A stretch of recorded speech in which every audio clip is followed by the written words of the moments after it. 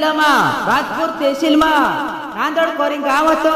કારાખીન કાલ 6 तारीख दहाड़े पाटला बाबा कार्यक्रम હતો मारा भाष्य दिनेश सोलंकी घर तीना पाटला बाबा कार्यक्रम में फर्स्ट महीना जिकीन लाया जो कि वगाड़ी गाँव वाला काकी वगाड़ी गाँव वाला 2100 रुपया जिकीन लाया काकी ना नांदड़ गाँव में गतो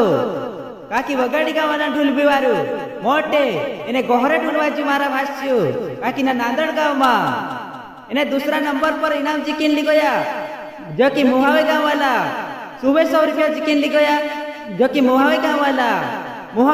ढूल भी खतरनाक बाजी ना नांदड़ गाँव में इन्हें तीसरा नंबर पर इनाम जिकीन ली गया जो कि धावड़ी गाँव वाला ढूल भी पारू मोटे इन्हें गोहरे ढूलवाजी मारा भाष्य हेरें करता धावड़ी गाँव वाला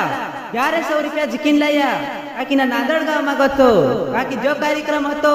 दिनेश सोलंकी घर नांदड़ गाँव में मारा भाष्य तीना कार्यक्रम में